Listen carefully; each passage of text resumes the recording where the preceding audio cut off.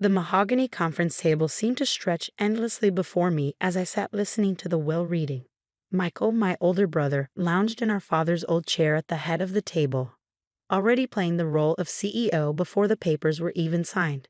And to my daughter, Catherine, the lawyer Reed, adjusting his glasses, I leave the marketing division of Chen Industries, along with my sincere hopes that she will continue to grow it as she has these past 5 years.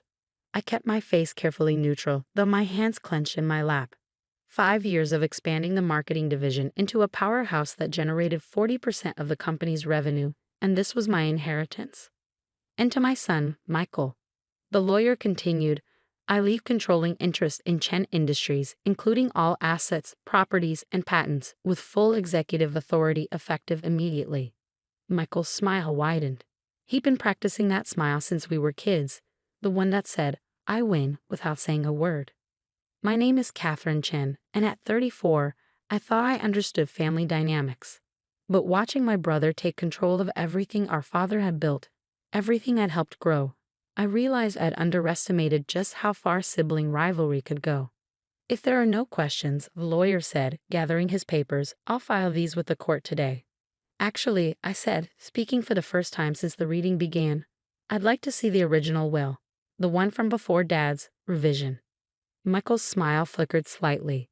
That's irrelevant, Cat. This is the current will. But the lawyer was already pulling out another document. It's within Ms. Chen's rights to review the previous version. I took the old will, dated just 2 weeks before our father's death, before Michael had somehow convinced him to change everything during those final morphine haze to gaze. Thank you, I said, scanning the pages I'd already memorized. I'd like copies of both versions, please. Planning to contest, Michael asked, his tone sharp despite his maintained smile. I met his gaze steadily. Just being thorough. Dad taught us that, remember? What Michael didn't know was that our father had taught me more than just business thoroughness. He taught me to plan ahead, to see the bigger picture, and to always keep an ace up my sleeve. The drive back to my office in the marketing division was tense with memories. Every corner of Chen Industries held echoes of my father, his vision, his integrity, his belief in building something that would last. Sarah, my assistant and closest friend, was waiting in my office. How bad was it? Exactly as we expected, I said, setting down my briefcase. Michael gets everything except marketing. She frowned. But your father promised. He always said you chair leadership. He did. Until Michael got to him at the end. I pulled out my laptop, typing in a complex password. But Dad wasn't as out of it as Michael thought. Remember that project he had me working on last year? The one Michael knew nothing about. Sarah's eyes widened. Project Phoenix? I nodded, opening an encrypted folder. Look at this. The screen showed a series of patents, groundbreaking technology that would revolutionize our industry. Patents that weren't listed in either version of the will because they weren't technically part of Chen Industries. Your father transferred these to you personally, Sarah breathed, scrolling through the documents. Before he got sick. And here's the best part, I said, pulling up another file. The marketing division he left me? It's not just marketing anymore. 3 months ago, Dad restructured it as an independent subsidiary, with its own board, its own assets, and full rights to develop these patents. Does Michael know? I thought about my brother's smug smile during the will reading. No, he never paid attention to the boring administrative details. He just saw the marketing division as my little pet project. Sarah sat back, a slow smile spreading across her face. So while he thinks he's won everything, he's actually given me exactly what I need to build something bigger. I closed the laptop carefully. But first, we need to understand exactly what he did to make Dad change that will. The next few weeks were a careful dance of investigation and pretense. I played the part of the dutiful sister, attending board meetings where Michael made sweeping changes to our father's carefully built company. I watched as he installed his own people in key positions, pushed out longtime employees, and started dismantling the ethical guidelines our father had established. But all the while, I was gathering evidence. Security footage from the hospital during Dad's final days. Witness statements from nurses who'd seen Michael pressuring our father when he was heavily medicated. And most importantly, documentation of the systematic way Michael had been undermining the company for years, setting himself up to take control. Look at this, Sarah said one evening, pointing to a series of financial transactions. He's been funneling company resources into his own projects for years. Shell companies, hidden accounts. I studied the numbers, feeling a familiar ache in my chest. Dad knew. That's why he set all this up. He knew Michael would try to take everything. But why not just stop him? Cut him out completely. I thought about my father's face the last time we really talked, 3 days before Michael showed up with a new will. Because he was trying to protect both his children, in his own way. He gave Michael the company he thought he wanted, and gave me the tools to build something better. A knock at my office door made us both jump. Lisa from accounting stood there, looking nervous. "Ms. Chen, there's something you need to see." She handed me a flash drive with trembling hands. "I found these records. Mr. Michael asked me to clean up some old accounts, but this isn't right." The drive contained proof of something even worse than we'd suspected. Michael hadn't just been stealing from the company. He'd been actively sabotaging projects, ensuring that only his initiatives succeeded while others mysteriously failed. "How long has this been going on?" I asked quietly. "Years," Lisa whispered. "Since before your father got sick." I think that's why he got sick. The stress of discovering what Michael was doing. The pieces clicked into place. Dad's sudden decline, his mysterious symptoms that had baffled the doctors. The way Michael had insisted on controlling his medical care at the end. "Thank you, Lisa," I said, securing the flash drive in my safe. "I know how risky it was to bring this to me." She straightened her shoulders. "Your father was good to all of us. He deserved better than this." That night, as I sat in my father's old study, the one room Michael hadn't dared change yet, I found one final message. It was hidden in an old photo album, tucked behind a picture of our whole family from happier days. "Catherine," the note read in my father's shaky handwriting, "if you're reading this, then everything has happened as I feared it would. Michael has chosen his path. But you have always seen the bigger picture. The patents are your foundation. Build something worthy of them. And remember, sometimes the greatest victory comes from letting others think they've won. Love, Dad." I touched the words gently, feeling the imprint of his pen strokes. "I understand now, Dad," I whispered. "And I won't let you down." 3 months after the will reading, I sat in my office reviewing financial reports. Michael had been busy, systematically stripping Chen Industries of everything that had made it special. But he'd left me alone in my little marketing division, exactly as Dad had predicted. "You need to see this," Sarah said, bursting into my office. She laid a tablet in front of me, showing a news article from our main competitor, Apex Technologies. "Chen Industries announces major restructuring," the headline read. Below was a photo of Michael shaking hands with James Preston, Apex's notorious CEO. "He's selling off our core divisions," Sarah said, scrolling through the article. "Everything except marketing, which he probably thinks is worthless." I smiled slightly. "Did you notice the date of the announcement?" "Next Thursday." "Why?" "Because that's exactly when we'll be ready to launch." I turned my laptop around, showing her the project I'd been working on for months. Dad's patents aren't just revolutionary, they're game changers. And thanks to Michael's negligence, we've been developing them right under his nose. The next week passed in a blur of preparation. While Michael was busy dismantling our father's legacy, I was building something new. The marketing division, now secretly restructured as Phoenix Technologies, was ready to emerge from the ashes of what Michael thought he'd destroyed. The morning of Michael's big announcement, I arrived early at Chen Industries headquarters. The lobby was buzzing with nervous employees. Everyone had heard rumors about the Apex deal. "Kat," Michael called, spotting me by the elevators. "Here to watch the fireworks?" I adjusted my blazer carefully, wouldn't miss it. The conference room was packed with board members, executives, and press. Michael stood at the podium, practically glowing with self-importance. "Today marks a new chapter for Chen Industries," he began. "Our partnership with Apex Technologies will streamline operations and maximize shareholder value." I tuned out his corporate doublespeak, watching the faces in the room. Some looked resigned, others worried. A few, the ones Michael had brought in, looked smugly satisfied. "And now," Michael continued, "I'd like to introduce James Preston, CEO of Apex Technologies." Preston approached the podium, his expensive suit failing to hide his predatory nature. "Thank you, Michael. This merger represents..." Excuse me, I interrupted, standing. Before we continue, I have an announcement of my own. Michael's smile tightened. Kat, this isn't the time.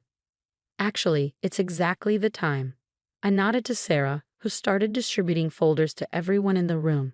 As CEO of Phoenix Technologies, formerly known as Chen Industries Marketing Division, I'm pleased to announce our own major development. The room erupted in murmurs as people opened the folders, revealing details of our new technology and its potential impact on the industry. These patents, Preston said, flipping through the pages with growing alarm. They're revolutionary, but they belong to Chen Industries. No, I cut in. They belong to Phoenix Technologies. My father transferred them to me personally before his death, along with full development rights. Michael's face had gone from red to white. That's impossible. I have controlling interest in all Chen Industries' intellectual property. In all intellectual property listed in Dad's will, I corrected him. These patents were transferred months before to what everyone thought was just the marketing division, a division you never bothered to properly investigate before making deals with Apex. I turned to address the room directly. While my brother was busy dismantling everything our father built, we were building something new. Something that will make the technology Apex wants to buy obsolete before the ink dries on their contract. The press was frantically taking notes. Board members were whispering among themselves. Preston was already on his phone, likely calling his lawyers. You can't do this, Michael hissed, grabbing my arm. I'm in charge here. Actually, I said, removing his hand. You're in charge of whatever's left of Chen Industries after your mismanagement comes to light. I gestured to Sarah, who started distributing a second set of folders. These documents show years of financial manipulation, project sabotage, and corporate theft, all under your leadership. The room fell silent as people began reading the evidence. Years of Michael's schemes, carefully documented and verified. And that's not all, I continued, my voice carrying in the silence. We also have evidence suggesting your involvement in Dad's sudden decline. The doctors are very interested in reviewing his medical records, especially the changes you made to his medication in those final days. Michael lunged for me, but my security, was faster. As they escorted him from the room, I could hear him shouting about betrayal and family loyalty. Preston tried to slip out quietly, but I called after him. Mr. Preston, you might want to hold off on any stock purchases. Things are about to get interesting. The next few weeks were a whirlwind of investigations, revelations, and restructuring. Michael was placed on administrative leave pending a criminal investigation. Apex Technologies withdrew their takeover bid, and Chen Industries' board of directors was in chaos. I watched it all unfold from my office at Phoenix Technologies, where we were preparing for our own public launch. The FBI wants to interview you again, Sarah said, bringing in my morning coffee. They have more questions about Michael's financial records. I nodded, reviewing the latest prototype reports. Our first product using Dad's patents was exceeding all expectations. Schedule it for tomorrow. And get Lisa from accounting in here. She deserves recognition for coming forward with evidence. A knock at my door interrupted us. It was Janet Chen, my father's sister and longtime board member at Chen Industries. Catherine, she said, closing the door behind her. We need to talk about the company. I gestured for her to sit. Aunt Janet had always been the family peacekeeper, trying to mediate between Michael and me even when we were kids. The board met this morning, she continued. With Michael's situation and the evidence of his mismanagement, they voted to remove him as CEO. They want you to take over Chen Industries. I sat back, thinking about my father's note. Sometimes the greatest victory comes from letting others think they've won. No, I said quietly. Janet blinked. No. But Catherine, this is what you've wanted, what you deserved. The company should have been yours from the start. Chen Industries was Dad's dream, I explained. And Michael corrupted it. But Phoenix, I gestured to the prototype designs on my desk. This is something new.